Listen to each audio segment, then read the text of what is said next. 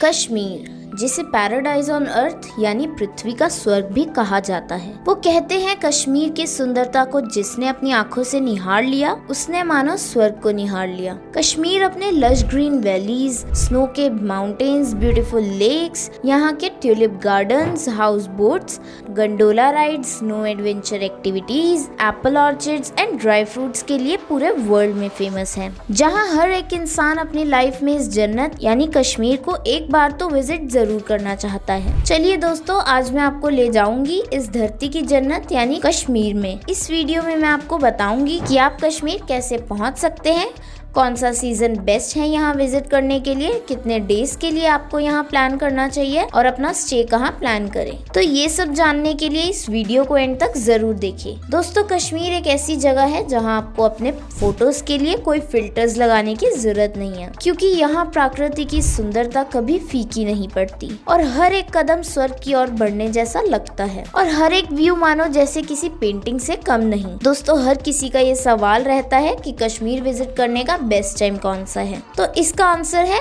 All 12 months. जी हाँ, आप Kashmir through out the year visit कर सकते हैं। अगर आपको कश्मीर में स्नोफॉल एक्सपीरियंस करना है तो दिसंबर टू फरवरी बेस्ट सीजन है। अगर आपको ट्यूलिप गार्डन्स की ब्यूटी देखनी है तो मार्च टू अप्रैल एंड तक आप यहाँ ब्यूटीफुल ट्यूलिप गार्डन की ब्यूटी एक्सप्लोर कर सकते हैं। वहीं समर्स यानी अप्रैल टू जुलाई कश्मीर एकदम लश ग्रीन हो जाता है, जो कश्मीर का एक पीक सीजन भी रहता है, जहाँ भारी मात्रा में डोमेस्टिक या इंटरनेशनल टूरिस्ट विजिट करते हैं। वहीं सितंबर टू नवंबर एंड यहाँ ऑटम सीजन रहता है और इसी सीजन में एप्पल्स आपको देखने को मिलते हैं। तो दोस्तों, यहाँ आप अपनी चॉइस के अकॉर्डिंग बताए हुए सीजन में कश्मीर विजिट कर सकते हैं। चलिए अब जानते हैं आपको कश्मीर कितने दिनों के लिए विजिट करना चाहिए। तो मेरा रिकमेंडेशन है यहाँ आकर आप श्रीनगर, गुलमर्ग, सोनमर्ग, पहलगाम जरूर अपनी आइटनरी में रखें, जिसके लिए आपको मेरे हिसाब से 4 नाइट्स एंड 5 डेज का पैकेज प्लान करना चाहिए। इतने ड्यूरेशन में आप कश्मीर को अच्छे से एक्सप्लोर कर सकते हैं।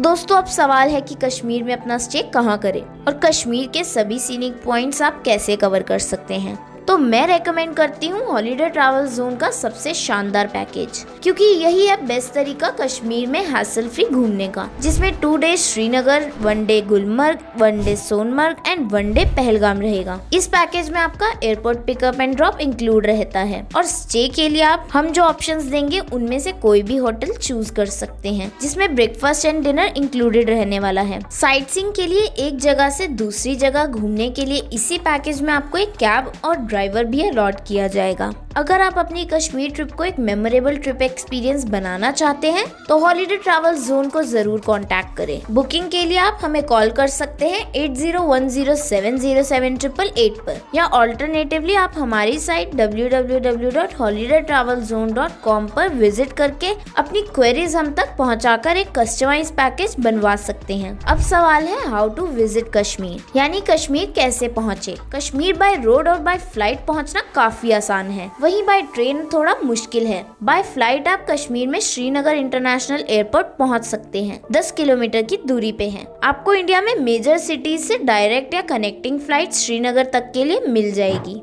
और अगर आपको डायरेक्ट श्रीनगर के लिए फ्लाइट नहीं मिलती है तो बेस्ट है आप दिल्ली तक की फ्लाइट बुक करें, वहां से दिल्ली टू श्रीनगर की फ्लाइट भी आपको मिल जाएगी। बाय रोड बात करें तो आप दिल्ली से national highway 44 Jammu Srinagar highway पकड़कर आ सकते हैं। बस दिल्ली से आपको डायरेक्ट श्रीनगर एसी वॉल्वो नहीं मिलती, लेकिन हाँ आप बाय बस जम्मू तक आ सकते हैं, फिर शेयरिंग टैक्सी करके 5 से 6 घंटे में श्रीनगर पहुँच सकते हैं। वहीं बाय ट्रेन की बात करें तो श्रीनगर के लिए फिलहाल डायरेक्ट कोई भी ट्रेन अवेलेबल नहीं है, लेकिन बहुत जल्द फ्यूचर में ये अवेलेबल हो जाएगी। फिलहाल के लिए आप Delhi to Jammu Vande Bharat Express, Jhelum Express, Jammu Tawi जैसी ट्रेन पकड़कर 8 से 10 घंटे में जम्मू पहुंच सकते हैं। फिर जम्मू से श्रीनगर शेयरिंग टैक्सी करके 300 से 500 रुपए में आप 5 से 6 घंटे में श्रीनगर पहुंच सकते हैं। दोस्तों, कश्मीर पहुंचने के लिए आपका फ्लाइट ही सबसे बेस्ट और कन्वीनियंट ऑप्शन रहेगा।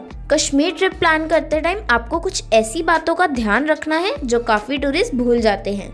और फिर कश्मीर पहुंचकर उन्हें याद आता है। कश्मीर आने से पहले आपको एक पोस्टपेड सिम यानी एयरटेल या जियो कंपनी का कोई भी सिम परचेज कर लेना है, क्योंकि जम्मू एंड कश्मीर में प्रीपेड सिम कार्ड नहीं चलता है। तो यहाँ पहुंचकर आपका कम्युनिकेशन बना रहे तो ट्रिप के 2-3 दिन पहले ही आपको पोस्टपेड कार्ड ऑप्ट कर लेना है। ये कार्ड आप चाहे तो जम्मू एंड कश्मीर में भी ले सकते हैं। नेक्स्ट इम्पोर्टेंट टिप, क्योंकि आप गुलमर्ग में विजिट करने वाले हो तो आपको अपने gondola ride phase 1 and phase 2 के टिकट्स अपने ट्रिप के 1 वीक पहले ही ऑनलाइन बुक करवा लेना चाहिए। गंडोला राइड एशिया का हाईएस्ट रोपवे है और गुलमर्ग में मैक्सिमम लोग यही एक्सपीरियंस करने आते हैं। इसका टिकट प्रोसेस अब कम्प्लीटली ऑनलाइन हो चुका है। गंडोला टिकट्स आप डिस्क्रिप्शन में दिए गए लिंक से पहले ही बुक कर सकते हैं, या समझ ना आए तो हम भी बुक करने में आपकी हेल्प कर सकते हैं। फेज 1 का टिकट रहता है 800 रुपए और फेज 2 का 1000 रुपए पर एडल्ट। तो चलिए दोस्तों, अब घूमते हैं कश्मीर। डे 1 की शुरुआत आप गुलमर्ग से कर सकते हैं,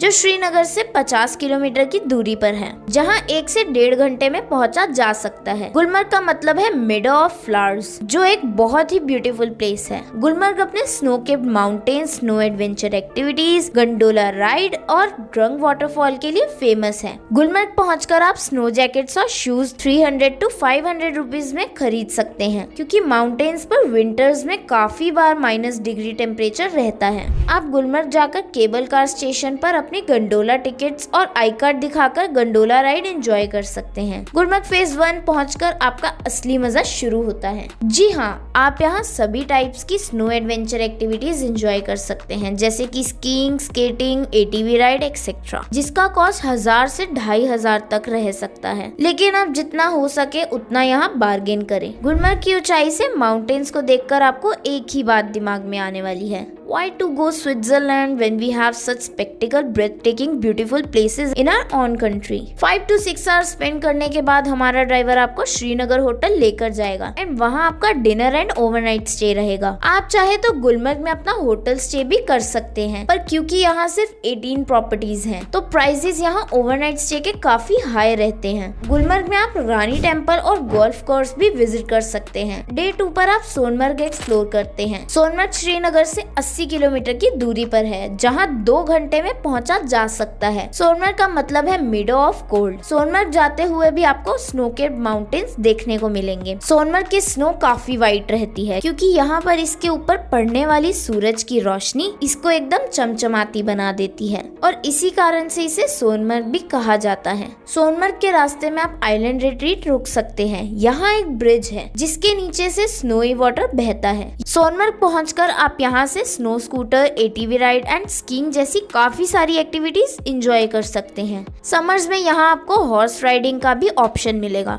क्योंकि सोनमर्ग हरा भरा हो जाता है। हॉर्स राइडिंग करवाते हुए आपको यहाँ से ताजवर ग्लेशियर 0 पॉइंट डिग्री भी विजिट कराया जाता है। ये सब साइटसीइंग करने के बाद हमारा एग्जीक्यूटिव आपको वापस होटल लेकर जाता है एंड होटल में आपका ओवरनाइट स्टे एंड डिनर रहता है। डे 3 में हमारा ड्राइवर आपको श्रीनगर की लोकल साइटसीइंग के लिए लेकर जाता है। लोकल साइटसीइंग में बेसिकली गार्डन्स के ऊपर होती है। श्रीनगर में बहुत सुंदर सुंदर गार्डन्स हैं, जैसे कि शालीमार बाग, निशात बाग, चाशमी शाही गार्डन, परी महल, Mughal garden and tulip garden. ये सब साइटसीइंग करने के बाद इवनिंग में डल लेक पर 1 घंटे की शिकारा राइड करवाई जाएगी, जो कि हमारी यूट्यूब फैमिली के लिए कॉम्प्लीमेंट्री रहने वाली है। ये सब साइटसीइंग कवर करवाने के बाद हमारा ड्राइवर आपको वापस होटल ड्रॉप कर देगा। होटल में आपका डिनर होगा एंड ओवरनाइट स्टे आपका होटल में ही रहेगा। डे 4, इसमें आपका होता है day excursion to Pahalgam. After breakfast आप जाते हैं पहलगाम। पहलगाम में ऑन द वे आपको Apple orchard, saffron field, bat factory visit कराया जाता है। उसके बाद सबसे फेमस ABC वैली विजिट करवाते हैं, जो कि है आरू वैली, बेताब वैली एंड चंदनवाड़ी,